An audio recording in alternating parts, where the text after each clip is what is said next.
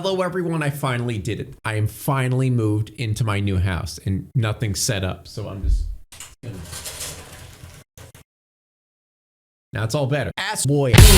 Astroboy, a name known by literally everyone, including their mother, maybe even their dog, has heard of Astroboy. The first TV anime produced in Japan. I want to clarify TV because I know everyone's going to leave in the comments, well, Astroboy's not the first anime ever made. It was actually, shut up, okay? It was the first TV anime in Japan. A robot with human emotions. So known that when I tell you guys that there was a movie made in 2009 starring the wonderful Nicolas Cage, would you be surprised? Because I was. Now, I'm sure there's a decent amount of people who have seen this movie, but there are plenty of people who have not, for this movie just did not do well, including me. I was not aware of this movie up until a few years ago. And this movie did bad. It did really, really bad for being about Astro Boy. I mean, if you think about it, bringing the classic Astro Boy to the modern day screen, you would expect a decent turnout, at least decent, right? Like this should be pretty hyped. But even in Japan, the origin of Astro Boy, it still did terrible. So what went wrong? Why was it so hated? Why did it do so bad? These are the questions that I'm gonna answer for you today, or at least try. I don't have all the answers, but I have most. But I feel like we could just point one sole finger to the main issue in this movie. Because you see, when it comes to superhero movies, I feel like if there's not a good villain, it's gonna be boring. The superhero could be written perfect, wonderful, incredible, but if there's not a good villain, what's the point? And that is the problem with this movie. Honestly, one of the worst written villains I've seen in a movie in a long time. And not only that, but the voice acting was so bad. I mean, already the motives of the character were stupid, but the fact that the delivery was so bad just made it that much worse. But as a whole, the movie really is not that bad. I literally could just point at that one character, take him away, replace him with a good character, it'd probably be a pretty good movie. Oh yeah, and I think I already mentioned this, but Nicolas Cage is in this movie. Instantly 1,000 times better. There are some characters in this movie that I like. There's a lot of characters in the movie that I didn't like. There are a good amount of plot holes, but one thing I was surprised by with this movie, which is another reason why I was confused why it did so terribly, is the fact that the general plot stayed within the confines of the original origins of Astro Boy. I mean, obviously it didn't follow it verbatim. It did a little bit a different flair here and there with it, but it really stuck with the original story, which is really cool. And I just want to mention, this is coming from someone who does not know much about Astro Boy at all. I just did a few hours of research in hopes that I could look like I know what I'm talking about. So those Astro Boy fans out there who've been learning about Astro Boy since they were a baby, I am so sorry if I messed something up here, but okay. But from what I've researched, the story is pretty spot on compared to the original story. But yes, the reason I'm bringing it up out of nowhere is literally just that idea of why did it do so bad? Where did it go? Let's break it down. Oh, is it morning already? Oh man, I really need my coffee fix right now since I just woke up. Good thing I have Javi. And for those who don't know about Javi, you're about to learn today. Now, me personally, I got interested in Javi for the sole reason that I love coffee. You call me a coffee snob, a coffee buff, whatever, I don't really care. But me and my wife both learned how to roast coffee beans, and even in the future, we're planning on selling our own coffee beans. So when I see this and a promise of good tasting coffee with a couple drips, obviously I'm skeptical. And after trying it, I'm pretty impressed, I'm not gonna lie. I was not expecting the flavor of a fresh pour over coffee from this at all. I'm sorry, Javi, I wasn't. And I feel like one of the big reasons Javi is so good is it's just so goddamn convenient. You don't have to worry about drive-thrus. You don't have to worry about making your own coffee in the morning and the process of all that. You don't have to worry about the expensive coffees that you get from coffee shops. Oh yeah, I forgot to mention, it comes in different flavors, which is pretty cool. Oh yeah, and it's dairy-free, it's sugar-free, it's ethically sourced and non-GMO, which are all perfect things for me because me and my tummy don't do well with dairy. And if you yourself want to try the amazing Javi coffee, please go to buy.javicoffee.com/bionic and you can get 25% off your order by using the code BIONIC. Click the link in the description, get Javi today. So this movie is set in kind of a dystopian future where a bunch of rich people were like, hey, the earth kind of cringe, kind of sucks, not giving us enough stuff. Let's take a piece of land, float it up into the sky, call it Metro City, or as Megamind would call it, Metrocity. And in the beginning, we get kind of an idea of how the people in Metro City kind of don't like the people that live on the surface. They call them surface dwellers. And we even get a little commercial narration in the beginning talking about how robots do anything and everything for humanity as a whole, where we kind of don't do anything at all. And it's kind of quirky and funny, self-aware, like, ha, funny, robots do everything for us and we're kind of lazy, blah, blah, blah. And then we meet Dr. Tenma, who's the main guy in all this. He's the one who created Metro City. He's the one who created all these robots. He's this huge genius. And of course, he's played by the wonderful Nicolas Cage. And then we get a fade out into a classroom where we see Toby. Toby is the son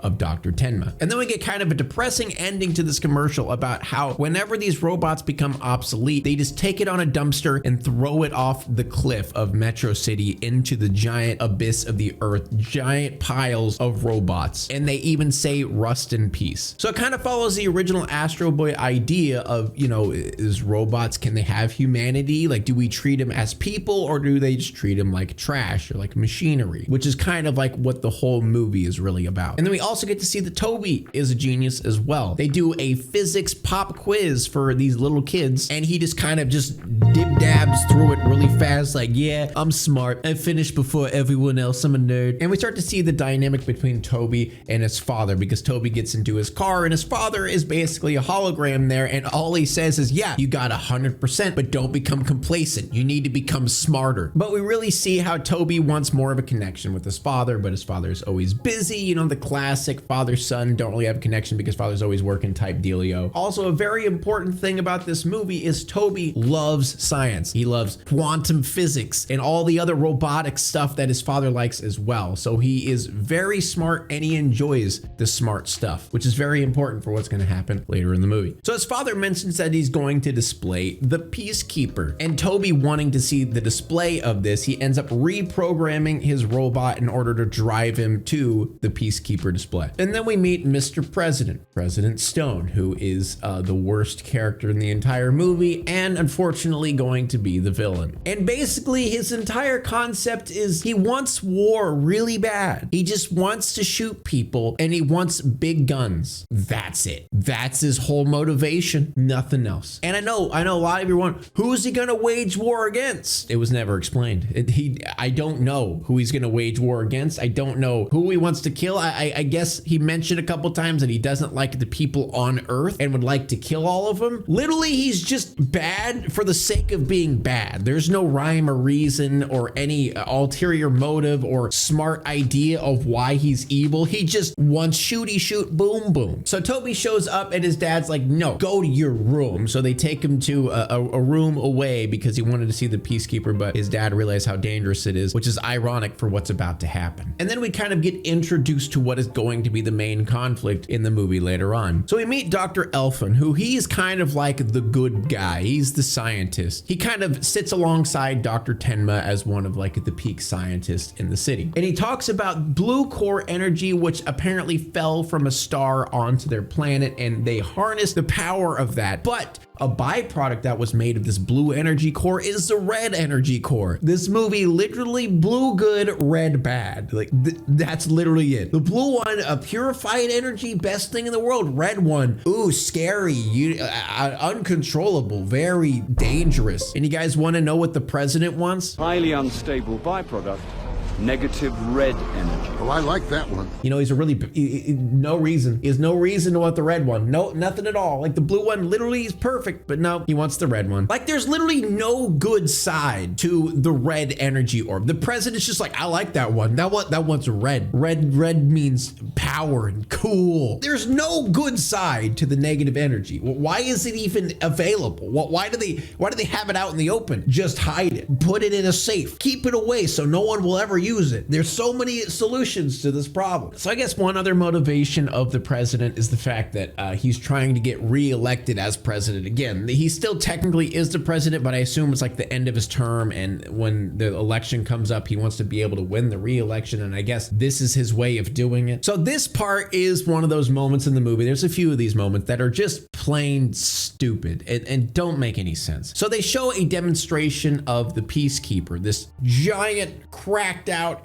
beefy cake robot, and they use the blue core energy to like power it, and he's able to move around and show off what he can do and stuff like that. And for some reason, the president's like, no, put the red core energy inside of it. So he shoves the scientist to the side and then goes over to the red energy orb while everyone's saying, no, don't do it. You're never supposed to put the red energy orb in the robot. Then why is it in the room? Why is the red energy orb in the room? Also, earlier on in the movie, they talked about how you need to keep them separated because if they get too close, they'll explode. Why are they so close? Why are they even in the same room? Take it to a different continent. But anyway, that's what happens. The president shoves the red energy orb into him, and he's like uber strong and powerful, starts shooting all these little robots. But then we come into a problem. The robot starts chasing them down. He starts running towards the humans because, you know, ooh, spooky red energy. And then something even dumber, Toby breaks into the area where the Peacekeeper is shooting, like inside that area. While the Peacekeeper is just shooting a bunch of stuff, shooting bullets every which direction, he goes inside that area. But when the Peacekeeper starts running toward the humans, they drop the glass gate, and oh no, Toby's inside of it. And Toby literally gets zerked, like straight up incinerated, like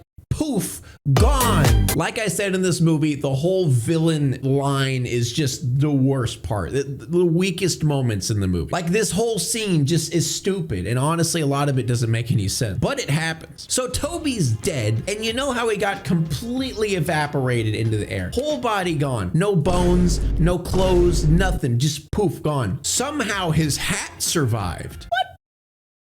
Huh? The boy got incinerated down to the core, yet his science hat survived? I guess we did need it for the plot line later on, but why? And this is like some of the situations where I was talking about the voice acting was very lackluster, especially with the villain. So there is a giant, huge robot breaking through a glass door, about to murder all of them. He just points and goes, fire now, with the most monotone voice in the world when all of them are about to die.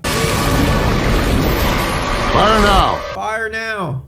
He's right, he just murdered an innocent child. Hurry up, guys, fire. So this is where the origins of Astroboy basically happen. So Dr. Tenma, being the genius that he is after losing his son, basically goes insane. He ends up creating a robot with the best defenses, the best weapons in the world, in the image of Toby itself. And within that hat, you know, there had to be a hat so the storyline could keep going. There was a piece of Toby's hair which he used to extract all of Toby's memories. Don't know how that works, but I'm not gonna question it. But he puts all of the memories into the robot to the point where it literally thinks that it is Toby and that Toby just woke up from a bad dream. And with that blue core energy, you know, the blue core energy they put in the Peacekeeper earlier on, he actually put that into Toby robot himself in order to power it. And there it is. Astroboy is bald. And then this movie kind of gets really depressing pretty quick. I mean, to be fair, Dr. Tenma's child getting completely obliterated in front of his very eyes is depressing, but it does get a little bit worse. And so Dr. Tenma, trying to catch up on all the time that he missed, you know, bonding with his son and being a good father to him, he takes him home and starts homeschooling him. And this is where he starts to realize this isn't his son. I mean, yes, it has all of his son's memories, but his son's personality is different. He kind of acts a little bit more rambunctious, and he's just not the Toby that he used to have. Because remember in the beginning, Toby loved science. He loved robotics. He was a genius, which don't get me wrong, he still is a genius, but the difference is he doesn't want to study anymore. He kind of wants to play. He kind of wants to be a child. He kind of wants to have fun, which Dr. Tenma unfortunately doesn't like. But the reason he doesn't like it is just because it isn't his son. Like for example, his father gave him a bunch of really old science books that his son apparently used to love reading all the time. And instead of actually reading them, he ended up making the paper into little flying machines, and his father obviously didn't like that. And this is where Dr. Tenma starts realizing, oh shit, my son definitely is dead. You know, it doesn't matter if I brought his memories back into a robot form, his son is still gone. And this is where Toby starts noticing some, you know, differences in his body. First of all, he's able to understand robots. Now, obviously not the robots who are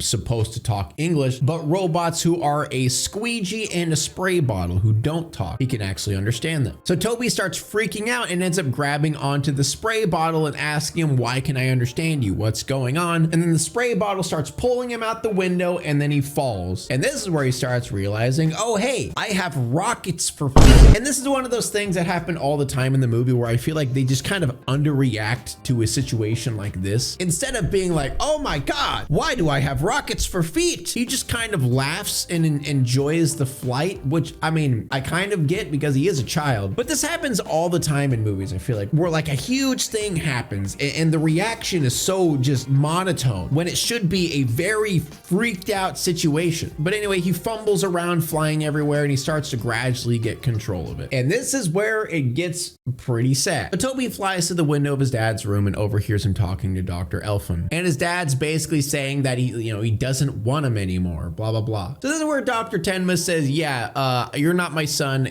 get out of here. I know you're literally programmed with all of my son's memories, and in your eyes, you are my son, looking at me as your father, literally telling you to get away, I don't want you anymore. So for Toby, yeah, that's a very hard thing to happen to him. And then Dr. Elfin tells him like, hey, like you gotta find your place out in the world. Like you are a robot, but you're still Toby, you gotta go find your place. And then he gets chased by the president because, the president wants the blue core, which still kind of confused about because he wanted the red core.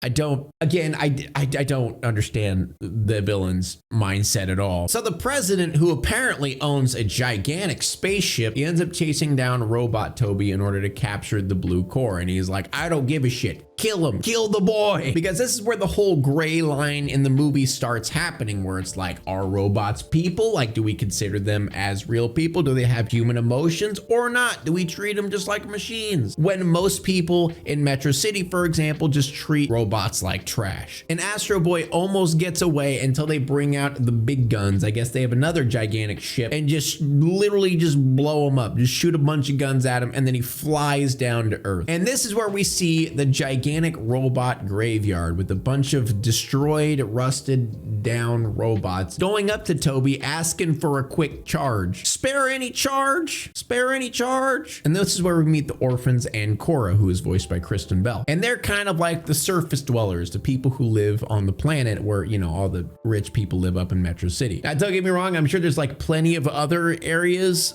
around maybe that have humans in it, but for some weird reason, this is literally just orphanage and creepy man who leads the orphanage. So he gets kidnapped by the Robot Liberation Front, which is basically a group of robots that like protect robots from humans because, we see how humans treat robots. So they take Toby back to meet Hamming, who apparently used to be a scientist up in Metro City until they shunned him, I guess, for being too controversial with his robotic experiments. And he's voiced by Nathan Lane, who obviously is the voice for Timon. And we start to see that the people on the surface kind of hate everyone in Metro City and vice versa. They have like a pretty big hatred of each other, which obviously makes a lot of sense with how they're living. And we start to see the conflict here because Toby is a robot and every single robot kind of recognizes that fact that he is a robot, but all of the humans there obviously think he's a human. So how we're introduced to Hamming is he's kind of the dude who takes a bunch of broken robots, puts them together and make them into, a new refreshed robot so they could kind of live. And obviously Toby likes this idea. He likes the idea of someone actually caring for robots for once. So Toby kind of fits in pretty quickly there. And something I want to mention, another big plot hole in this, is the entire time in Metro City, the commercial and all that different stuff, they're talking about how Earth is insanely polluted, literally uninhabitable, like terrible. And then we see a scene of them walking through a beautiful forest with greenery, a bunch of grass, flowers, and trees. So it really doesn't make sense why they said it was very polluted. I mean, I get all the robots and stuff, but it looks like the Earth is completely fine. So I don't really get that. So Cora tells Astro, which by the way, he's going by Astro now because the Robot Coalition gave him the name Astro. I forgot to mention that earlier, but yeah, now he's going by Astro. But Cora tells him about the robot games, which I don't understand how he didn't catch on to what it is. But anyway, he goes out and finds a gigantic construction robot and brings it back to life with this blue power juice that comes out of his chest. And this is where Hamming realizes that Astro is not an actual boy. He has has this little indicator to show how much energy it's running, and he puts it on the gigantic construction robot that Astro brought back, and then he brings it over to Astro, and then it goes off the charts. So boom, he instantly realizes, oh hey, this ain't a kid, and he's gonna use that to his advantage later on, because Astro's gonna realize that the robot games isn't actually what he thinks it's gonna be. And something stupid that happens throughout this movie again is Astro is kind of for humans,